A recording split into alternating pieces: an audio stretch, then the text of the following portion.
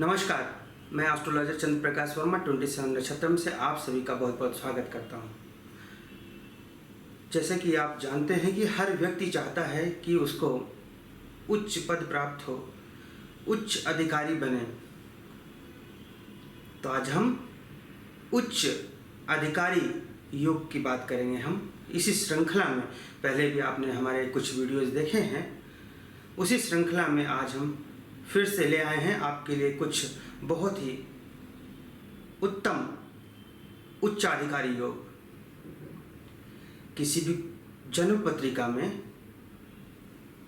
जो ग्रह उच्चाधिकारी योग बना रहे होते हैं, वे ग्रह जितने बली होंगे, जितनी शुभता लिए होंगे, उतनी ही अच्छे उन योग से फलों की प्राप्ति होगी, उतनी ही अच्छी पोस्ट आपको मिल सकती है।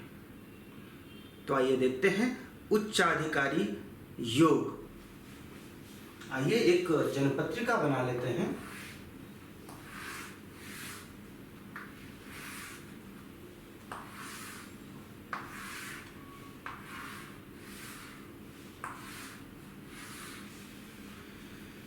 यह एक लग्न पत्रिका है। मेरी ड्राइंग इतनी अच्छी नहीं है, लेकिन आशा करता हूं कि आप फिर भी मेरी बात को समझ पाएंगे। उच्चाधिकारी योग, इसका एक सूत्र है, यदि दसम भाव में, उससे पहले फिर से कहना चाहूँगा, हर वीडियो में कहता हूँ, फिर भी मैं बताना चाहूँगा जो लोग नए हैं उनके लिए, कि किसी भी जन्म पत्रिका में 12 भाव होते हैं। यहाँ से गिनते हैं, इसे लग्न भी कहते हैं, प्रथम भाव भी कहते हैं। तो प्रथम, द्वितीय, तृतीय, चतुर्थ, पंचम, षष्ठ, सप्तम, अष्टम, नवम, दसम, एकादश, द्वादश भाव हैं। इनमें जो अंक लिखे होंगे वह राशियां होती हैं। 1 नंबर के लिए मेष राशि, 2 नंबर के लिए वृष राशि, इस प्रकार 12 राशियां होती हैं, 9 ग्रह होते हैं। अब चलते हैं सूत्र पर। यदि यह दसम भाव, देखिए यहाँ से गिनेंगे तो ये 10 आएगा। दसम भाव में यदि चंद्रमा विराजमान हो और दसम भाव के स्वामी अपनी उच्च राशि में हो, दसम भाव में चंद्रमा विराजमान हो और दसम भाव के स्वामी अपनी उच्च राशि में हो और नवम भाव के स्वामी द्वितीय भाव में हो, तो यहाँ पर उच्चाधिकारी योग का निर्माण होता है। आइए यहीं पर उदाहरण से समझते हैं। मान लेते हैं कि यह मेष लग्न की कुंडली है, 1 नंबर राशि लग्न में, तो बाकी राशियां इसी क्रम में आ जाएंगी।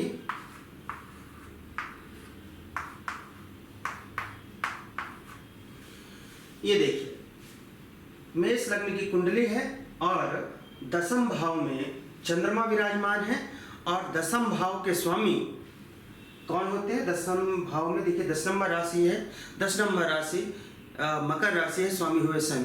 शनि उच्च राशि में हो, शनि तुला राशि में उच्च के होते हैं, तो यहाँ पर वे विराजमान हो गए। और जो नवम भाव के स्वामी है, ये द्वितीय भाव में हो। नवम भाव में 9 नंबर राशि है, जो कि धनु राशि है, स्वामी हुए गुरु, ये द्वितीय भाव में विराजमान हो जाएं। तो यहाँ पर जो योग बनता है वह उच्चाधिकारी योग है। पुनः आप यहाँ पर देखिए, मैंने सूत्र क्या बताया कि दसम भाव में चंद्रमा विराजमान हो और दसम भाव के स्वामी अपने उच्च राशि में हो। देखिए शनि उच्च राशि में है और नवम में, यानी कि नवम भाव के स्वामी गुरु यहाँ द्वितीय भाव में है। तो यहाँ पर उच्च अधिकारी योग का निर्माण होता है। पुनः अपनी बात को दोहराना चाहूँगा, उच्चाधिकारी योग यहाँ पर जो मैं बता रहा हूँ वो यह है कि यदि लग्न पत्रिका में दसम भाव में चंद्रमा विराजमान हो और दसम भाव के स्वामी अपनी उच्च राशि में हो और नवम भाव के स्वामी धन भाव यानी कि द्वितीय भाव में बैठे हों, तो वहां पर उच्चाधिकारी योग का निर्माण होता है।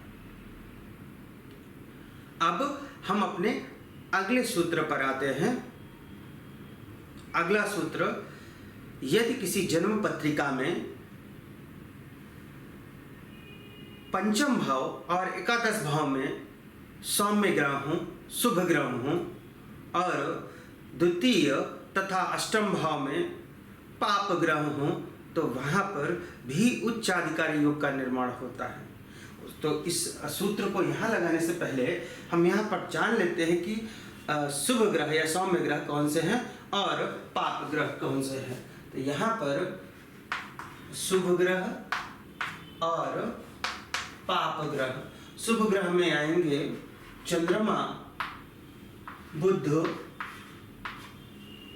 गुरु, शुक्र। पाप ग्रह में सूर्य, मंगल, शनि, राहु, केतु। ये शुभ ग्रह हैं, ये अशुभ ग्रह हैं। गुरु और शुक्र सर्वथा शुभ हैं। चंद्रमा शुक्ल पक्ष की अष्टमी से कृष्ण पक्ष की अष्टमी तक अत्यधिक शुभ माना जाता है, अन्यथा वह अशुभ मानते हैं उसको। बुध अकेला है या शुभ ग्रहों के साथ में है तो वहां पर शुभ माना जाता है। तो यहाँ पर हमने इन सभी को शुभ माना है, चंद्रमा, बुध, गुरु और शुक्र, ये हैं शुभ। बाकी के जो ग्रह हैं वे हैं पाप ग्रह। तो सूत्र क्या कहता है, अभी अभी मैंने आपको बताया था सूत्र, कि किसी भी जन्म पत्रिका में किसी भी जन्म पत्रिका में यदि पंचम भाव और एकादश भाव में सौम्य ग्रह हो, शुभ ग्रह हो, यह है पंचम भाव, यहां से गिनिए 1 2 3 4 5, यह है पंचम भाव, और एकादश भाव, यह है एकादश भाव। पंचम भाव और एकादश भाव में यदि शुभ ग्रह हो, इनमें से कोई ग्रह हो, मान लिया यहाँ पर गुरु है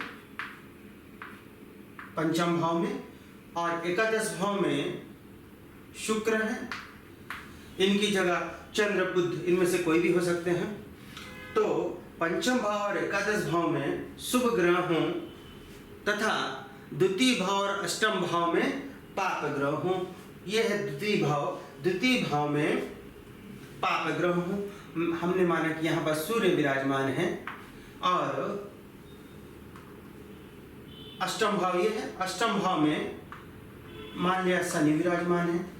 देखिए सूर्य और शनि पाप ग्रह है।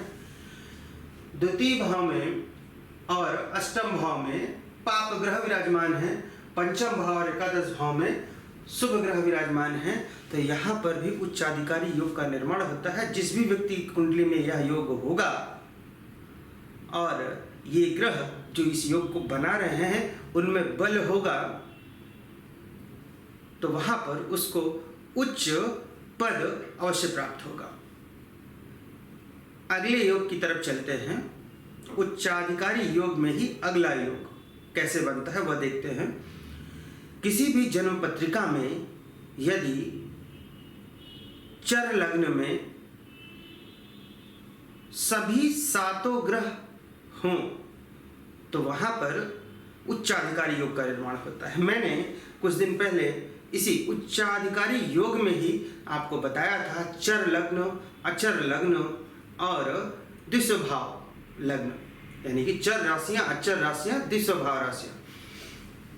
तो आपको पुनः बताना चाहूंगा मैं कि चर राशियां कौन सी होती हैं। 1, 4, 7 और 10 ये चर राशि होती है।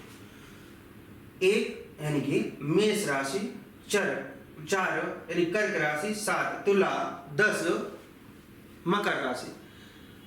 तो किसी भी जन्म पत्रिका में 1 नंबर, 4 नंबर, 7 नंबर और 10 नंबर राशियों में ही सभी 7 ग्रह विराजमान हो तो वहां पर उच्च पदाधिकारी योग का निर्माण होता है। यहां पर ध्यान रहे, राहु केतु की गणना हम नहीं कर रहे हैं, वे कहीं भी विराजमान हो, हम सिर्फ 7 ग्रहों की गणना कर रहे हैं। राहु केतु यहाँ पर इस योग में पार्टिसिपेट नहीं करते हैं।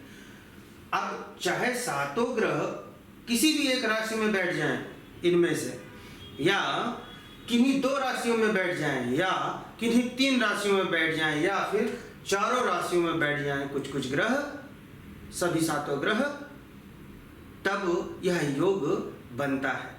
तात्पर्य यह है कि इन्हीं 4 राशियों में ही 7 ग्रह होने चाहिए, किसी भी क्रम में, किसी भी संख्या में बैठ जाएं, तब उच्चाधिकारी योग बनता है। उदाहरण के लिए देखते हैं,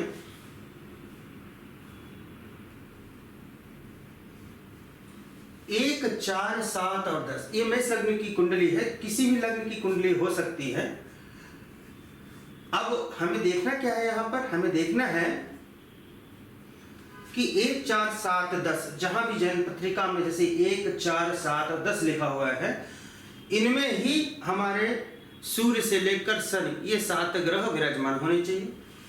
जैसे कि सूर्य यहाँ है, हमने मान लिया, चंद्रमा, मंगल, बुध, यहाँ पर शुक्र हो गए, इधर शनि हो गए, यहाँ पर गुरु हो गए, 1 2 3 4 5 6 7 सभी 7 ग्रह हो गए। इन्हीं 1 4 7 और 10 नंबर की राशियों में, चर राशियों में ही सभी 7 ग्रह हो गए। राहु केतु कहीं भी विराजमान होने, चलिए राहु यहाँ हो गए, केतु यहाँ हो गए, इससे कोई फर्क नहीं पड़ेगा, ठीक है। तो इन 4 भावों में 1 4 7 10 राशियों में सभी ग्रह आ जाएं, 7 ग्रह, तो वहां पर उच्चाधिकारी योग होता है।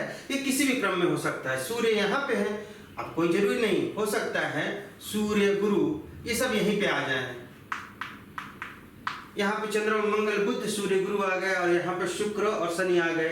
2 भाव में ही, 2 राशियों में ही सारे 7 ग्रह आ गए, तो भी इस योग का निर्माण होता है। तो इस प्रकार से हमने आज 3 अत्यंत ही महत्वपूर्ण उच्च अधिकारी योगों की चर्चा की, उनको देखा हमने कि किस प्रकार से वे बन सकते हैं। जिन भी ग्रहों से यह योग बनते हैं, वे ग्रह जितनी शुभता लिए होंगे, जितने बली होंगे, उतना ही मजबूत वह योग होता है। इस बात को आपको ध्यान में रखना है। तो आज के लिए बस इतना ही। अगले वीडियो इसी क्रम में, यानी उच्च पदाधिकारी योग की जो हम चर्चा कर रहे हैं, इस क्रम में आगे भी वीडियोस आते रहेंगे, आप अवश्य देखिएगा। आज के लिए बस इतना ही। नमस्कार।